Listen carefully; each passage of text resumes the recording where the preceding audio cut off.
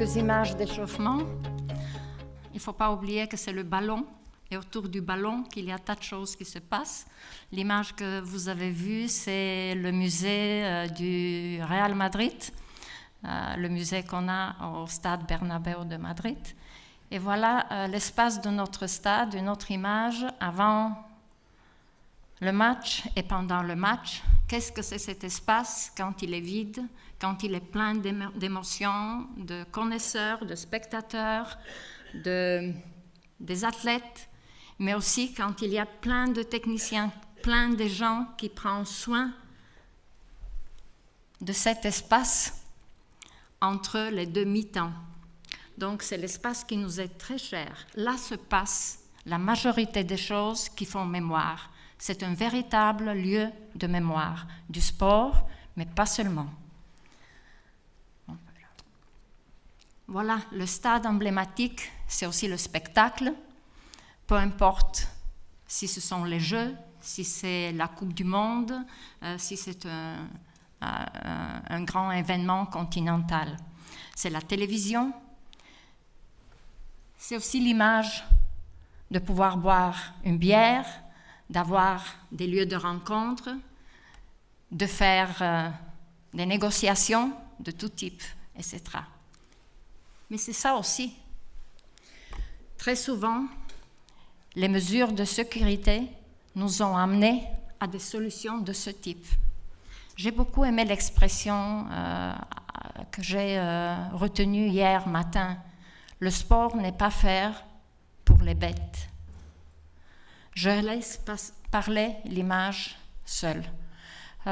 J'ai décidé sauf les 3 cas que je vais présenter concrets, pour les autres images, ne pas donner de nom du stade.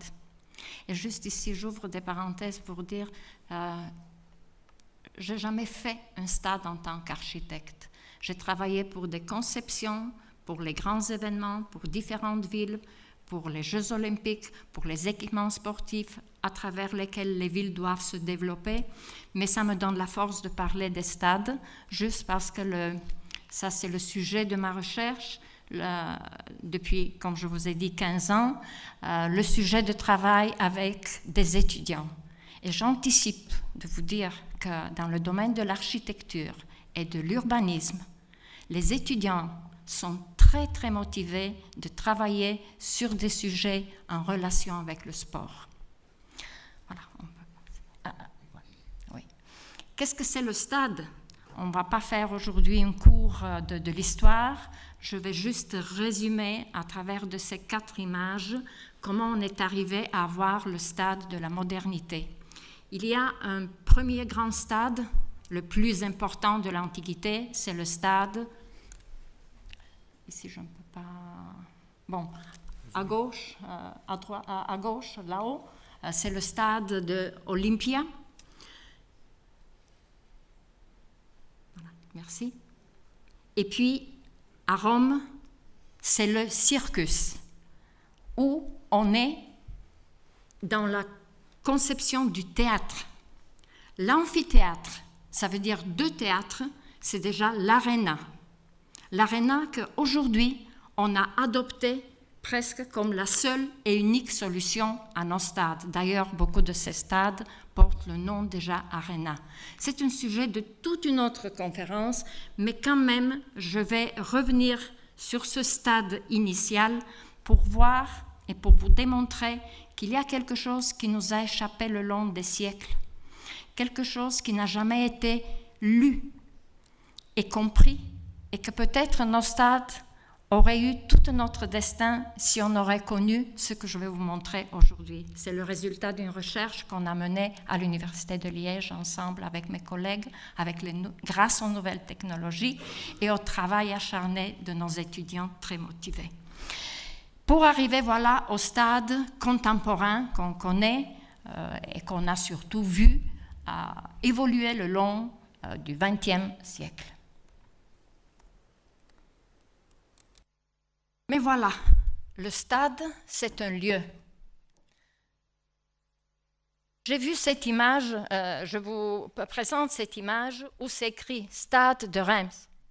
c'était bien de me retrouver avec l'histoire du foot et de penser à la Coupe latine, voilà, qui précède ce qui sont les événements d'importance d'aujourd'hui à niveau européen.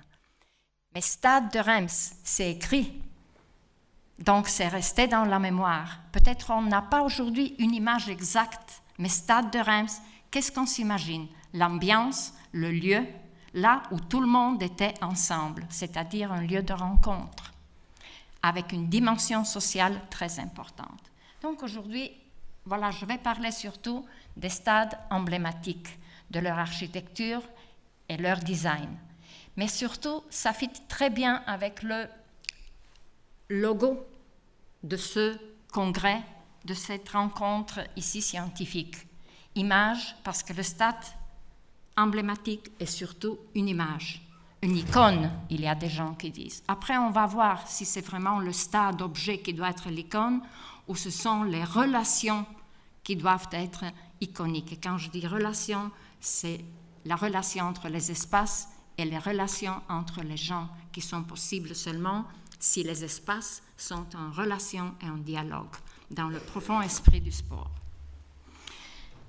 Les médias qui ont tellement marqué nos stades d'aujourd'hui, et bien sûr les nouvelles technologies, parce qu'aujourd'hui, le stade emblématique est un symbole, mais aussi un fruit de l'avancement de l'architecture, de l'ingénierie, de la construction, de la conception aussi, grâce aux nouvelles technologies. Il est très souvent à l'avant-garde, ce stade, pour le développement des équipements sportifs en général.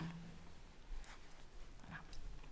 Donc, ce que je vais présenter aujourd'hui, ce sont des résultats des recherches qui ont été déjà publiés, donc tous sont des résultats prouvés, et ce n'est pas un hasard que juste une fois de plus, ces résultats viennent des sources comme le Journal of Cultural Heritage Management, the International Journal of Architectural Research and the International Journal of History of Sport. Autour de ces trois piliers, je vais présenter ces résultats aujourd'hui. Toutes les figures, toutes les images, tous les dessins appartiennent à moi et au travail que j'ai fait avec mes étudiants, sauf une image dont la source sera évoquée au moment de la présenter. Voilà, on peut voilà. Les points principaux seront juste parler d'un côté pour mieux comprendre c'est quoi le stade, est-ce que sont les murs, est-ce que c'est le toit qui sont nécessaires, est-ce que sont les gradins ou est-ce que c'est l'ensemble de l'espace. Il y a une terminologie dans l'architecture qui s'appelle l'architecture du vide. D'ailleurs, la France est un pays de référence si on parle de l'architecture de vide. Paris, c'est une ville emblématique pour l'architecture du vide.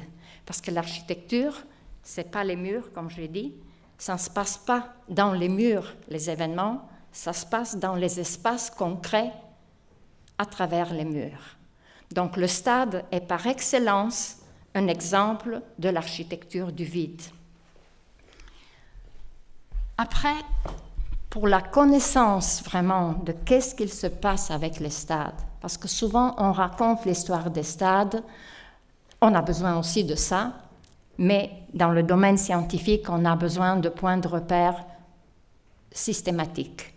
On a écrit beaucoup de livres sur l'histoire des stades, mais il y a des éléments qui ont manqué. Il y a d'autres qui ont choisi de présenter les stades à travers de 90 stades parce qu'un match dure 90 minutes. Nous sommes arrivés à une conclusion qu'il y a une source très importante pour pouvoir connaître vraiment cette architecture et systématiser les connaissances. Et c'est à travers des connaissances de patrimoine et des dossiers de patrimoine. Pourquoi ? On parle tellement de valeurs dans le domaine du sport. Le sport, ça signifie des valeurs, des valeurs, des valeurs.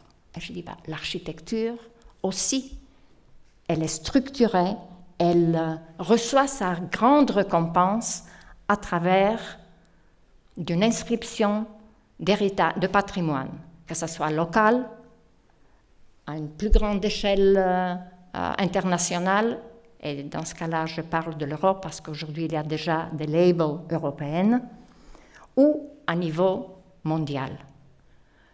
Donc là, il y a une science qui, depuis la fin du XVIIIe siècle, nous a appris à travailler avec les valeurs tangibles et intangibles et de les structurer dans des casiers qui sont des catégories. Et là, on se retrouve très bien et très facilement, on peut évoquer des éléments de grande importance pour l'histoire de l'architecture du sport, pour comprendre son présent, mais aussi pour se projeter vers le futur. Et penser à un design créatif.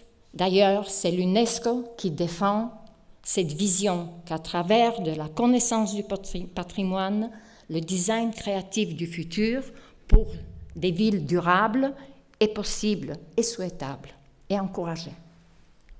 Voilà. Et je terminerai avec quelques petites propositions. Donc, j'ai déjà mentionné, le stade a évolué beaucoup le long du XXe siècle. Le boom du sport nous a amené au boom aussi du développement de l'architecture du sport. Reste très loin le stade de 1908 construit à Londres pour les Jeux olympiques quand les poteaux étaient au milieu des gradins. Il y a des gens qui même vont s'étonner, mais comment ça a été possible? Si ça a été possible. Il y a des stades, par contre, qui étaient ouverts vers la mer, ouverts vers une montagne, en dialogue avec la ville. Et ici, j'ouvre une petite parenthèse de nouveau. Je me souviens, en 2010, j'étais invitée à Paris aux Assises nationales pour le développement durable du sport.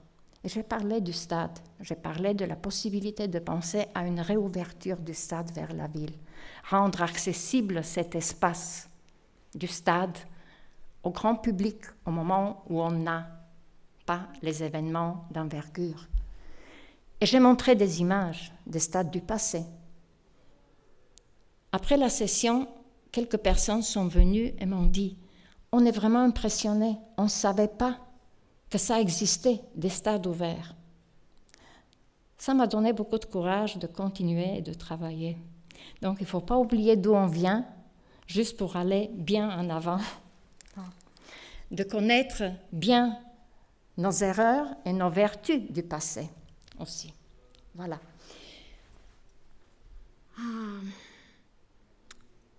Il faut reconnaître qu'on a un très très grand succès dans le domaine de la sécurité aujourd'hui, dans la conception et la réalisation des stades. Tout ce qui est répondre au règlement pour que les compétitions se passent à un haut niveau technique, pour que la télévision et les médias puissent exercer avec une grande professionnalité leur travail, tout ça c'est atteint pour qu'on puisse vider les stades ou les remplir avec un temps précis et utile. Donc là, on a atteint un très grand succès.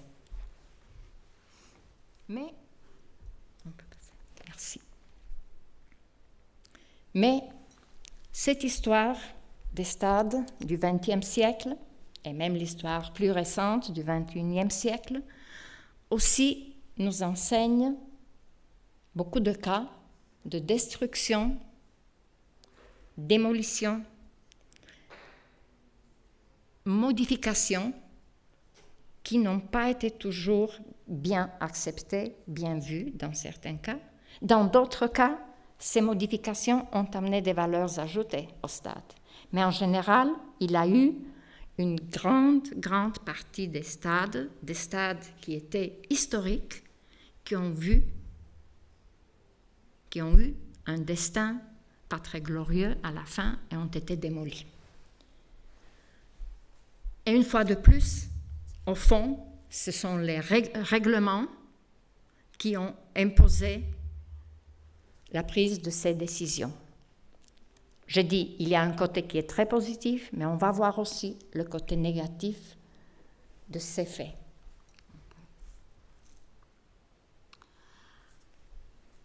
Au moment où on a cherché la réponse pour la sécurité, pour le spectacle télévisé et pour le sport-spectacle aussi, on est arrivé, on a abouti à un résultat de stade arena, le stade renfermé sur soi-même, avec une cour intérieure, que c'est l'espace du stade. Aujourd'hui, c'est très difficile, quand on se promène dans les rues d'une ville, d'imaginer l'intérieur du stade.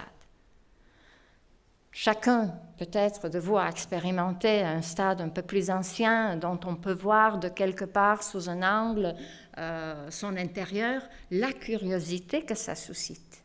Chacun aimerait s'approcher et imaginer ce qui a eu lieu dans ces stades, ou qu'on puisse s'imaginer à nous-mêmes à l'intérieur. Donc les villes aujourd'hui sont privées de ce côté, de prendre connaissance visuelle ou physique avec l'espace du stade. On peut dire que le dialogue de cette architecture du vide, où il y a une relation entre les espaces, est complètement coupé dans la plus grande partie des grands stades, des stades emblématiques, ceux des événements d'envergure. Mais, à la fois, l'architecture reconnaît que le dialogue de l'architecture, celle qui a des dimensions sociales, celle qui est durable pour le développement d'une ville, doit être en dialogue. Nos stades, juste ces stades qui représentent aussi les valeurs du sport, curieusement, aujourd'hui, se renferment en soi-même, sont comme des authentiques bunkers qui ignorent la ville. Et je vais démontrer pourquoi. Donc, pour comprendre exactement qu'est-ce qui s'est passé dans l'histoire de l'architecture, du sport, nous, on a décidé de chercher une périodisation historique des stades à travers juste de l'étude de cet espace, de l'espace du stade en relation avec la ville. Et voilà, rapidement, je vais faire ce parcours de cette évolution qui arrive au stade complètement fermé. Donc, on part du stade grec qui dialogue avec son environnement. Après, on a les stades au début pour les premiers grands événements, ça c'est le stade d'Athènes, qui est ouvert d'un côté vers la ville. On peut se promener, on peut s'arrêter, on peut voir le stade à l'intérieur, on peut être dans le stade, on peut voir vers la ville. On sait exactement où on est. Si on est à Athènes, on est à Athènes. Si on est dans une autre ville, on est dans une autre ville. Qu'est-ce qui se passe aujourd'hui? Surtout si on est à l'intérieur du stade. Pour savoir où on est, on écrit le nom. Oui, pour la télévision, c'est parfait. On écrit le nom de la ville ou du club. Sinon, l'intérieur est presque, voilà, cette cour technologique, mais rien de plus. Peu à peu, vous pouvez voir dans les schémas comment la perte des axes dans la configuration des stades, et ces axes nous amenaient à avoir des tours, des portes principales, des horloges, des éléments emblématiques qui étaient des points de rencontre pour les citoyens, ont disparu. Pour arriver à la fin, au stade, comme on l'appelle, multifonctionnel, mais plutôt multifonctionnel dans ces tribunes que sur le terrain, et avec cette façade qui n'a plus d'éléments de référence, il n'y a plus d'accent. Ça veut dire, ça peut être un potiron, comme on a essayé de créer, des corbeilles, des tomates, de différents stades où On s'inspire par les feuilles en Amazonie. Et puis il y a une continuité de façade. Elle peut être très sophistiquée, cette façade, mais il n'y a pas de point pour s'arrêter. Il n'y a que des entrées numérées. Donc, on crée des parcs autour. Mais l'espace qu'on a, c'est un espace à contourner. On ne peut plus s'arrêter. Voilà le résultat. Ce sont des analyses qu'on a faites et ce sont les formes qui nous font arrêter. Une fontaine, quelque chose devant, sur la façade du stade. Donc, d'un côté, nos façades sont très sophistiquées, c'est tout le stade qui est devenu objet, mais l'échelle est tellement grande que pour l'être humain, ça n'a pas la même valeur que pour la télé. Donc, c'est un objet qui va très bien pour l'écran, mais pas pour le lieu concret. Voilà. Et ici, on peut mettre la vidéo. Je vais vous montrer un tout petit vidéo, très court. C'est le résultat de la recherche qu'on a fait et c'est une révolution pour comprendre le stade. C'est le premier stade important, le stade de Olympia, dont tous les textes, si vous lisez des livres, vous disent oui, au moment où le sport et les jeux se sont sécularisés, le stade a abandonné le sanctuaire et il a commencé sa propre vie d'installation sportive, technique, finie.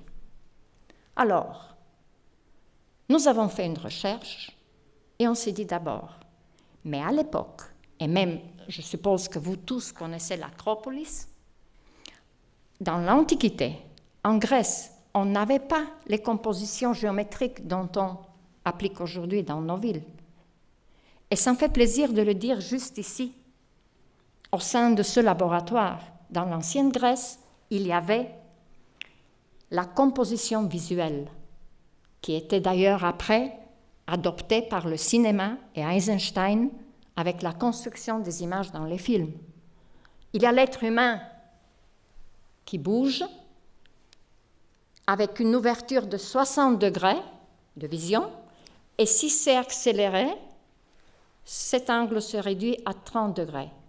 Et ils composaient leurs bâtiments selon les parcours d'importance qu'ils voulaient créer. Donc c'était une mise en scène absolue, la vie dans les centres construits dans l'ancienne Grèce.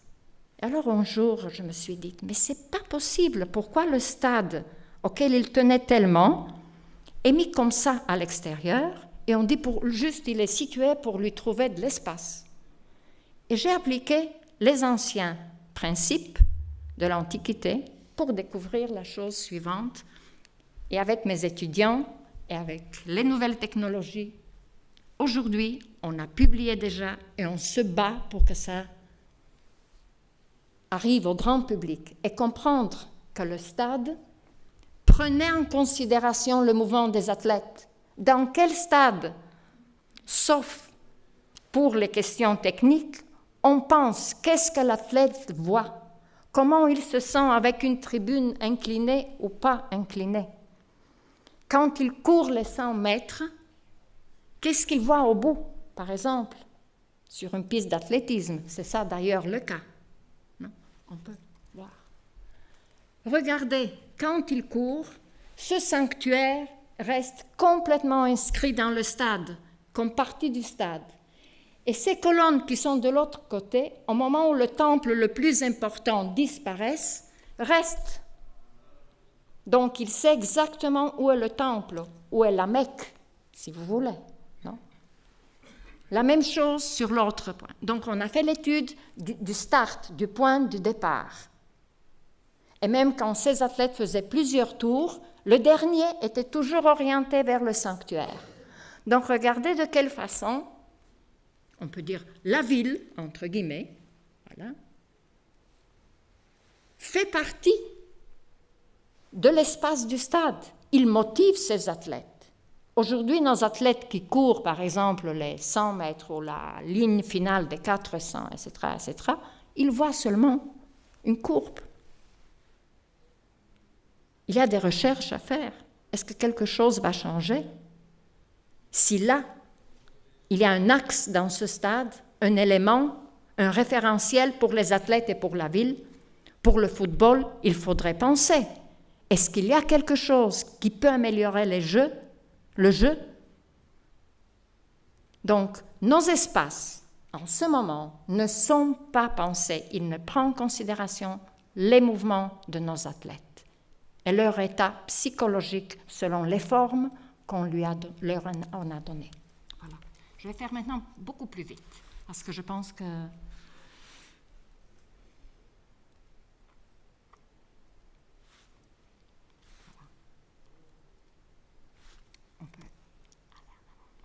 Voilà, ici, il y avait la presse belge qui nous a soutenus et vraiment a pris la parole à niveau national pour dire arrêtez avec les stades citrouilles. Il faut penser une nouvelle façon de faire les stades. Voilà, c'était très intéressant et il a eu plusieurs interviews, même un reportage d'Eurosport au sein du laboratoire où j'étais, juste pour parler de cette histoire des stades. Et cette relation avec la ville, au fond, détermine les valeurs du stade. Pour penser vraiment qu'est-ce qu'il se passe et comment structurer et comprendre les stades à travers les valeurs culturelles, à travers le patrimoine. Nous avons découvert, on a fait une étude sur tous les stades de foot et les stades olympiques qui sont déclarés patrimoine, quelles étaient les valeurs sur lesquelles la décision d'inscrire le stade avait été prise. Et nous avons découvert de très intéressants éléments. D'ailleurs, une chose qui est un élément connu, je pense, mais on peut le formuler comme ça, entre les valeurs du patrimoine et les valeurs d'utilité, il y a souvent un conflit. Les valeurs d'utilité, je les appelle valeurs parce que sans utilité, le stade n'a pas de sens, mais il y a une contradiction, très souvent un conflit qui n'a pas trouvé encore une bonne solution. Et cette solution n'est pas une formule qui est égale pour tout le monde non plus. Donc, à chaque cas, il faut une étude approfondie.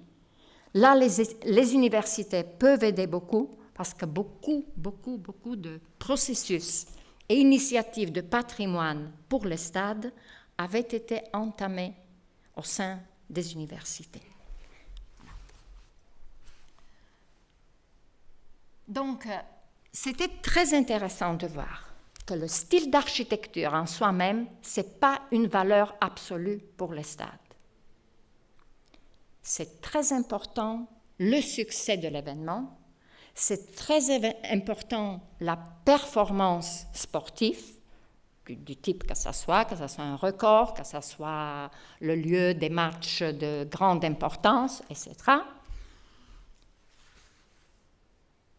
Et des fois, le succès de l'événement et l'appui ont été décisifs pour classer le stade. D'ailleurs, le cas d'Amsterdam démontre juste que c'était la population qui avait soutenu que le stade soit déclaré patrimoine national et pas détruit.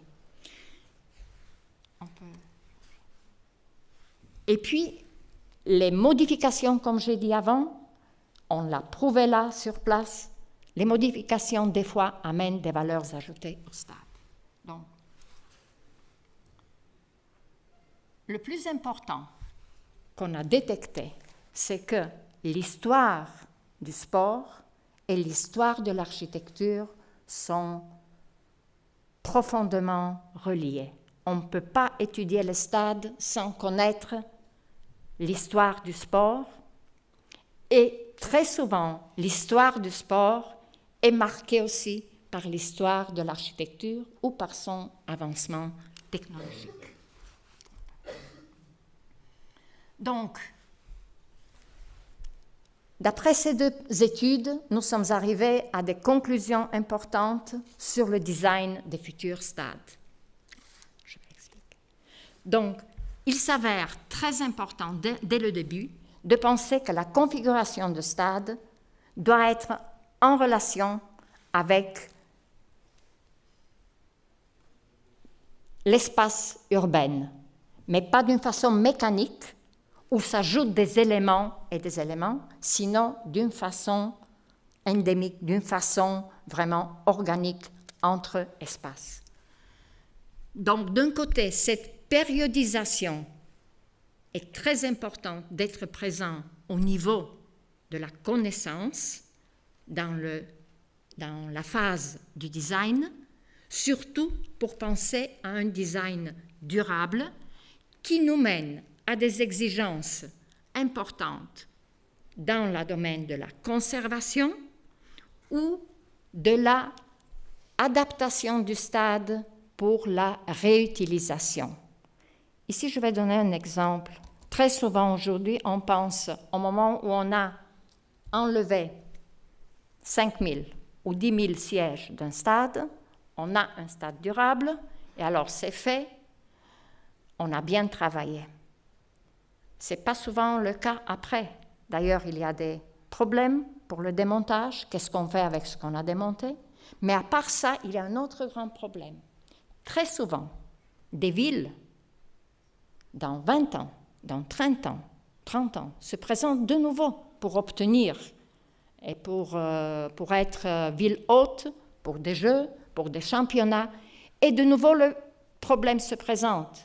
On a enlevé, on a réduit la capacité du stade, mais maintenant, on est de nouveau devant un problème.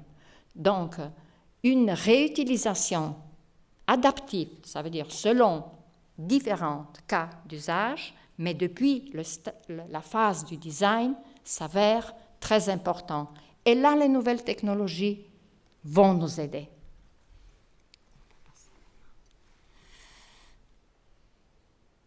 Je vais très vite donner l'exemple de 3 stades emblématiques, peut-être un des plus emblématiques, parce que les 3 stades, ils ont quelque chose en commun.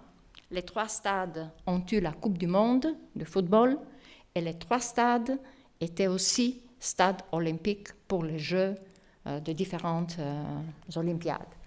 Je vais parler très brièvement du stade du Wembley. Un stade que vous connaissez, il a été le stade olympique pour 1948. Il a été déclaré patrimoine national et puis il a été déclassé sous les grandes pressions, sans préciser, je vous laisse, je pense que tout le monde peut deviner. À la fin, le stade a été rasé et aujourd'hui, on a un nouveau stade avec un landmark, c'est comme une corbeille qui est très douteuse et d'ailleurs, c'est pas moi qui le dis, ce sont les experts, les spécialistes, les journalistes, on pleure encore les 2 tours emblématiques, un landmark pour le nord de Londres. Et voilà ici cette image, ça c'est l'image d'un collègue de Populus, c'est un des studios qui a un monopole pour l'architecture des sports. En rouge, vous voyez comment était l'ancien stade. À gauche, vous voyez la silhouette des 2 tours qui ont été détruites. Voilà le nouveau stade. Voilà la relation avec la ville. Est-ce qu'il y a une relation avec la ville? Ou ça, c'est comme un gâteau vraiment éloigné, un gâteau d'une pâtisserie un peu de douteuse qualité? Et un landmark qui aujourd'hui ne suscite aucune émotion. Je pense que cette image parle d'elle-même. On peut continuer. Avec un autre stade qui aussi a eu une histoire tourmentée, un stade qui a pu célébrer les Jeux olympiques, mais dans un contexte politique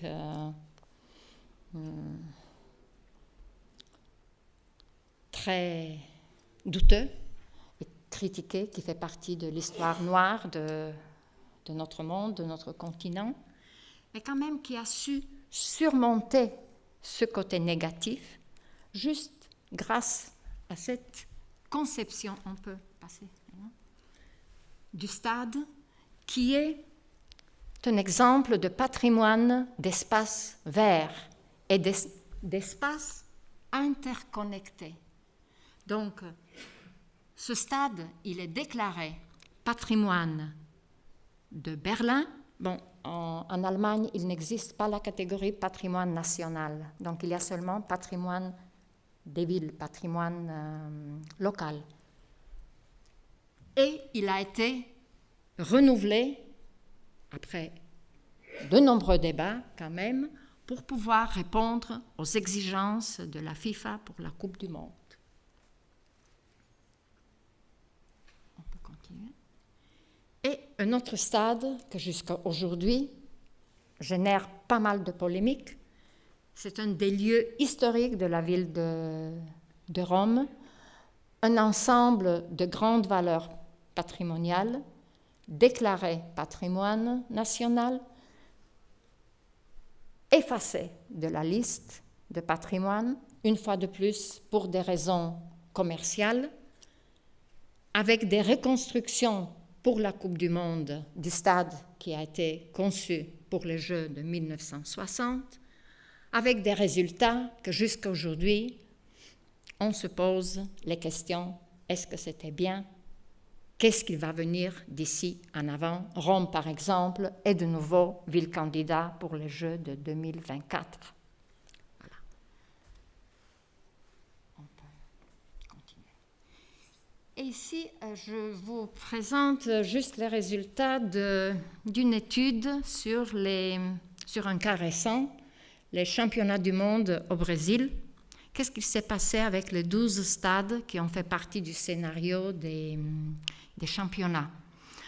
Ces résultats, je les ai présentés auprès de l'Université de Neuchâtel qui organise toutes les années des conférences sur des sujets d'actualité des Jeux et du football à Lausanne. Donc, rapidement, les stades, de ces 12 stades, 5 ont été démolis. Et comme vous pouvez voir, 4 de ces stades démolis étaient renouvelés en 2007. Préoccupant. Le résultat final est que 80% de ces stades ont eu une durée de vie de 38 ans. Pour l'architecture, ça fait rire.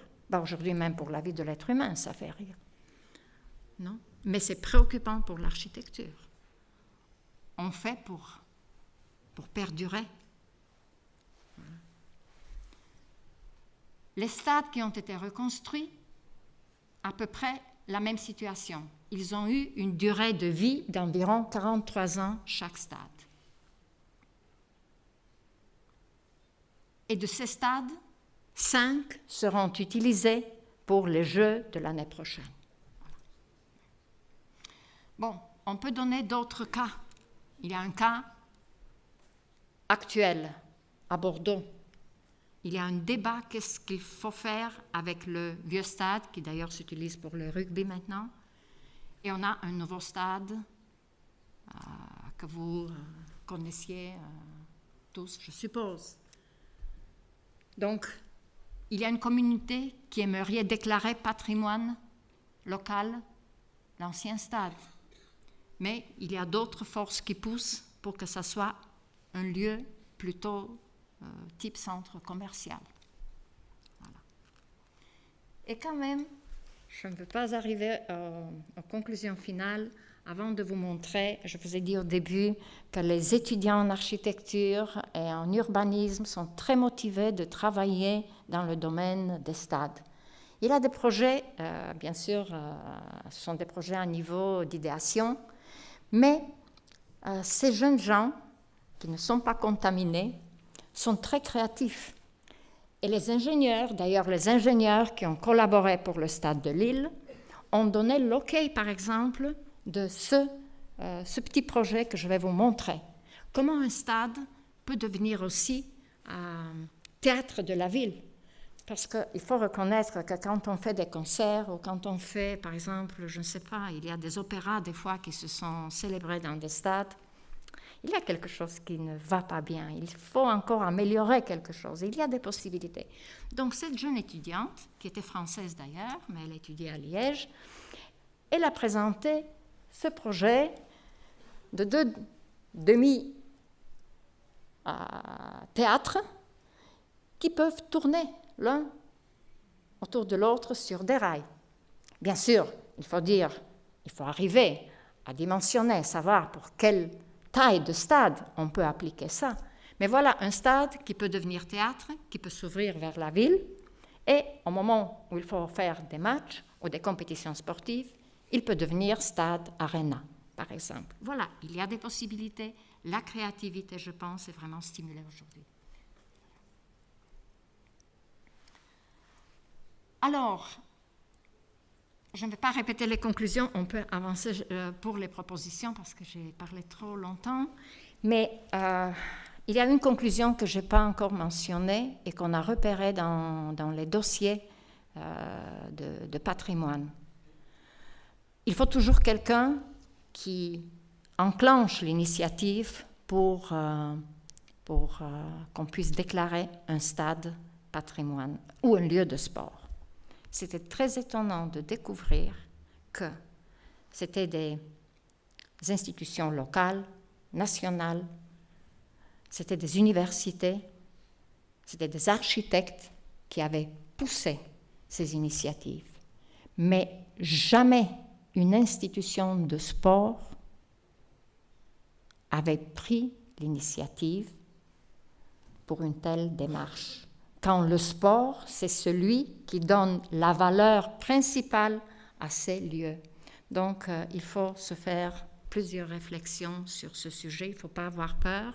Aujourd'hui, le patrimoine peut être, et tous les dossiers de patrimoine aident pour qu'on puisse comprendre ce qui s'est passé avec l'architecture du sport, ensemble avec celle de l'histoire du sport.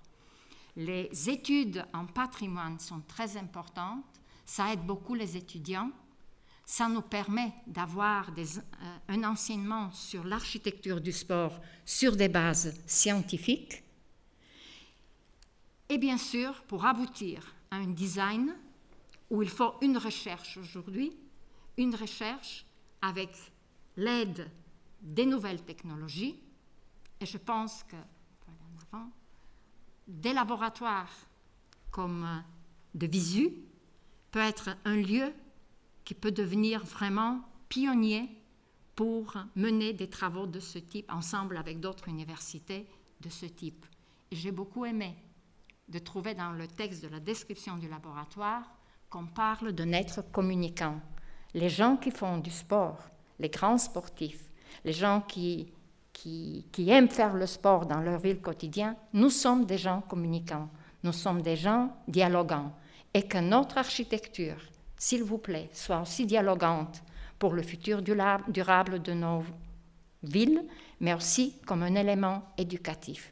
On ne peut pas diverger entre valeurs de sport et après valeurs d'architecture. Voilà. Je vous remercie de votre attention. Excusez-moi, j'ai mangé un peu plus du temps prévu, mais je savais d'avance qu'il y a un conférencier de moins, donc j'ai abusé un peu. Merci.